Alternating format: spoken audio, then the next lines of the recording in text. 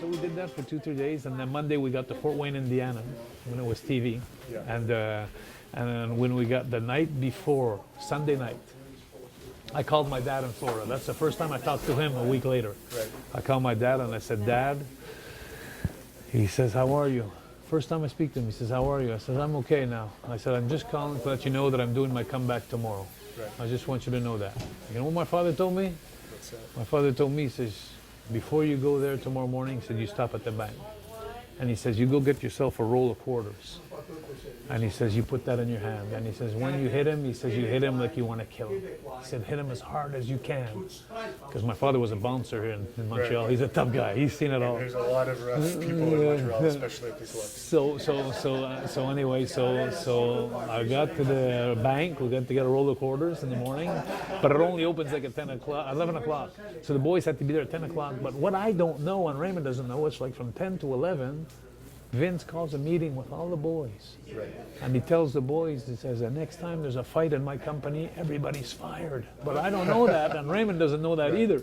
So we're getting home from the bank, so now all the boys are sitting. So I walk into the dressing room. So at the very moment he's giving this speech, you're buying the roll of quarters. I'm buying the roll of quarters while he's giving the speech.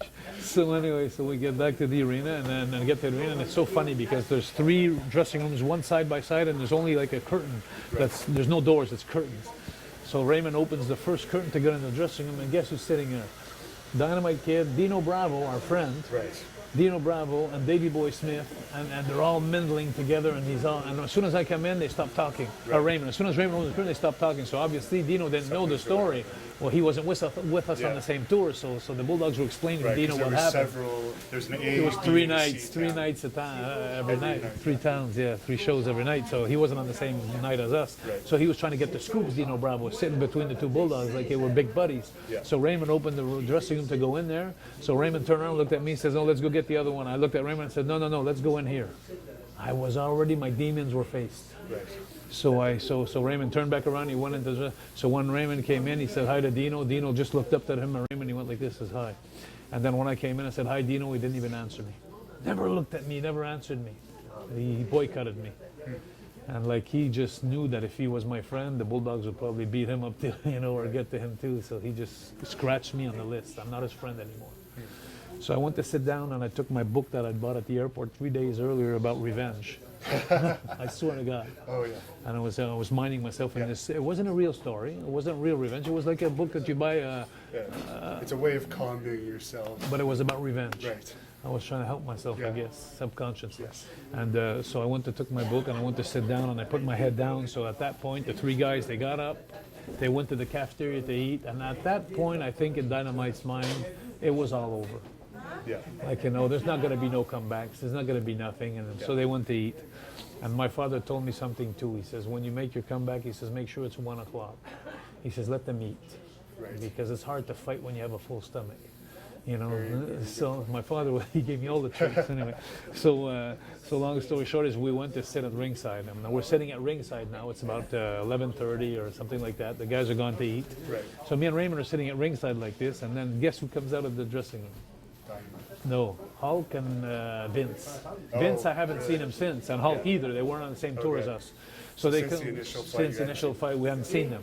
So Vince just come walking out, and he's talking to Hulk about what's going to happen that night, the main event, what they're going to do in the scenario, and then he comes right in front of us. He passes right in front of me and Raymond because we're sitting in the front row, right beside the ring. Right. And then he passes in front of me, and then he goes like this. He just goes by us, and I'm sure in his mind he was hoping or thinking that I would say, "Excuse me, Vince, can I talk to you later?" No, I'd like to complain or I'd like to whatever. Never said a word. I just sat there, never said a word. And so he went around the ring with Hulk, talked for about 5-10 minutes. We didn't say a word. He came back on the other side to go back towards the dressing room, but then he got worried. He's a smart man, Vince. Right. He knew something. And he knew that if we didn't talk, he must have figured it out. So he looked at me and Raymond and he says, "Guys, by the way," he says, "I'd like to talk to you in a little bit." He said, "I have to talk to you guys." But that was the meeting he had in the morning. We had no idea. You knew you had a time limit. So you just took the out of my mouth. So I looked at Raymond and I said to Raymond, I said, "Raymond, we got to do it now." So he says to me, he says, "Yeah, but he says, they may not be finished." I said, "We got to do it now." I said, if we don't do it now, I said, it's going to be too late. He says, if he warns us, which he's going to do, that if we fight, we're going to lose our job, I'm not going to do it. Right. So I said, so then Raymond's looking at me funny, like, you know, so I look at Raymond and I really got him in the right place. I looked at Raymond and I said, are you sure you want to help me? And Raymond's a much tougher guy than me. Raymond's a tough guy. I said, oh, he's a real fighter too, Raymond. So I took his ego, you know, I punched him because I needed him, you know. So I said, so you sure you want to help me? Like, are you a coward? Let's look what you're up against. I mean, there's Dynamite, there's Davey Boy. Bad News Brown was with them too. There was a bunch of guys. Medalist. Forget it. Bret Hart, very tough guy. Jim Neidhart, former Throw me NFL with the Tigers. player. I'd rather be with the Tigers than. And you didn't have a bad relationship with any of those guys. Nope. It was a personal thing. Yeah. So anyway, so I looked at Raymond when I told him that. I said, "You sure?" I said, "You want to back me up?" So that took his ego. So he says, "Away, let's go." You know. So and he was upset that I said that. You know, because his pride too. You know. Yeah, I didn't give him a choice. So we go down, and you know, in every arena, there's the locker rooms. There's like a hallway in the back under the seats where people are in the fans. The show is here, the fans are here, but in the back here there's a hallway in every arena. And at the corner was the cafeteria where everybody was eating. But it was a dead end.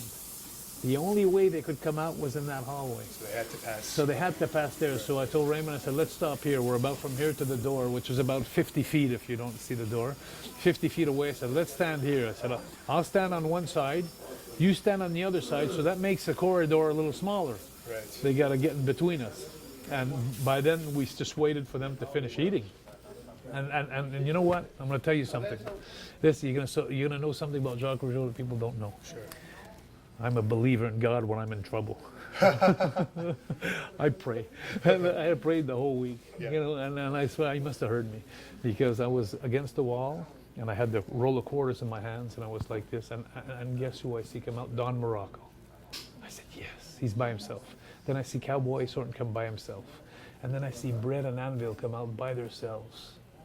And I'm going, oh, yes. And then I see Davey Boy Smith, his partner, come out alone. The only one left is Dynamite. I couldn't believe it. It was like, anyway, so Dynamite comes out of the kitchen, and when he comes out of the cafeteria, as soon as he looks at me, he's got a coffee in his hand.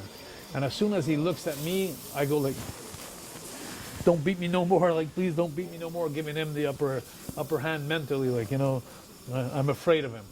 And him being so cocky, he couldn't help, so he puts his chest out and he comes right in front of me, like he's coming, he wants to really intimidate me again to keep control of the situation. So I could see my head down, but I could see like 15 feet ahead of me there. And when I see his feet start appearing in the view, I waited till he was about 4 feet from me. And then I lifted my head up to him, and for the first time in a week, I looked at him right in the eyes. And I looked at him and I said, hey, how you doing? And he went like, and I went bang with everything I had. Right. 4 teeth came out in one shot. 2 here, 2 here. That's what I heard. He said he felt his gums actually loosen. There's 4 teeth that came out in one shot. And blood was spurring everywhere. But you know what? I couldn't believe it. He actually took a shot. He went to the knee, and for me the job was done. Right. But it wasn't done.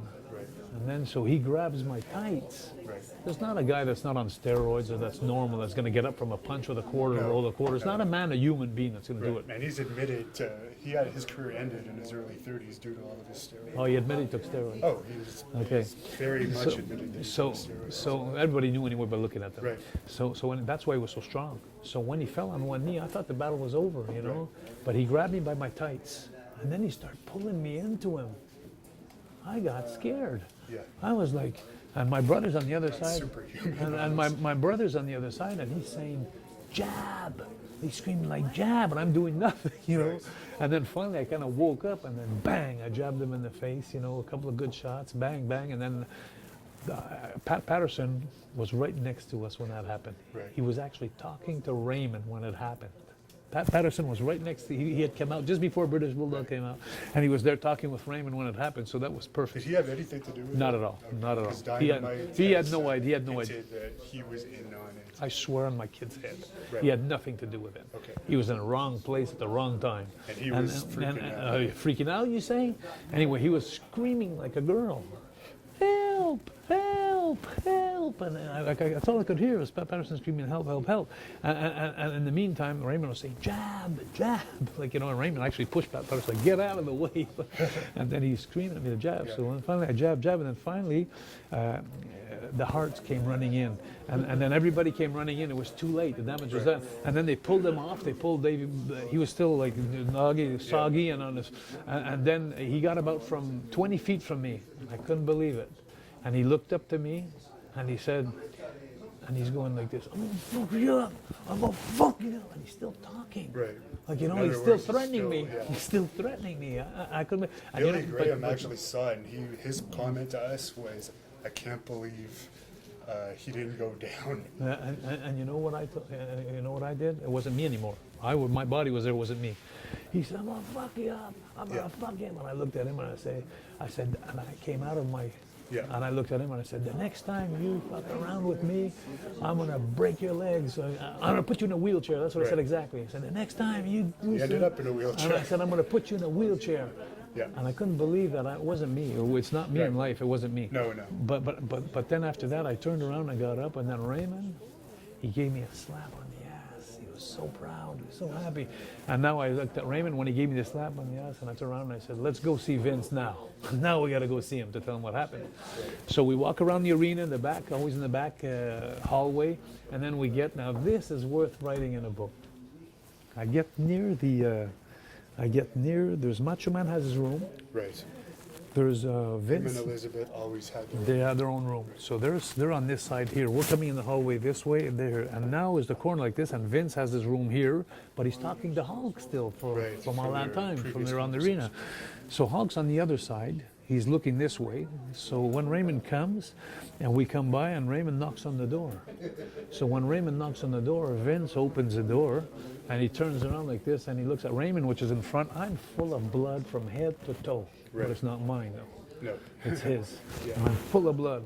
But he doesn't see that, Vince. So he turns around, he looks at Raymond, he says, I don't know if Vince was trying to be arrogant or trying to play his game or whatever, his power trip. But he looked at Raymond and he says, guys, I said later. He looks at Raymond and says that. I took Raymond's shoulder, I pushed him aside. I said, no, we're going to talk right now. And then he started, and then at the same time, Macho Man opens his door. He looks at me full of blood. He goes, oh yeah. And then he shuts his door. And then there's Hulk that gets up and says, I'm out of here, brother. And Hulk just walked out of there. So then Vince says, holy shit, come in here, guys. Come in here, guys. He knew he was too late. Right. He should have talked to us earlier. He missed it. Anyway, so then he escorted us back in the dressing room. Vince escorted us. First he said, stay here, guys. And he says, lock the door behind me. Right. So we locked the door behind him, and then he said, I'm going to go see the Bulldogs. Right. About 5 minutes later, he comes back and he says to me, he says, guys, they're gone to the hospital. So he says, come with me. So then I got into the room, and then there was a lot of the guys. Nobody was looking at us, talking to us. It was like, and then But nothing like that, nothing that brutal had ever happened in the dressing room. I don't know, but anyway, not with me. Not with me. Anyway, so we walked and we took our bags, and after we took our bags, he brought us to our car. He walked us to a car, and he says, go to Syracuse, not Syracuse, another town near New York. Anyway, he says, go to the next town. I think it was maybe Nassau Coliseum. It was the second day of TV. Right. And he says, meet us there. You're not working, guys, tonight. He says, just go there. And he says, the Bulldogs are taking a flight tonight. They're going back to England. Right. The same night that happened. Because there was another tour going on in England. Yeah, and I swear to God I didn't know that. But what better timing? Because he hadn't seen his dad in 2 years. Right. And he had to face his father looking the same way I did with mine. Right. So it was perfect revenge, and it wasn't timed like that. It just happened like that. He made it happen upstairs like that, and I didn't know they hadn't been home in 2 years. I didn't know none of that. Right. So anyway, so we got onto the flight. He had a pay-per-view to do too. Everybody saw him on the pay-per-view.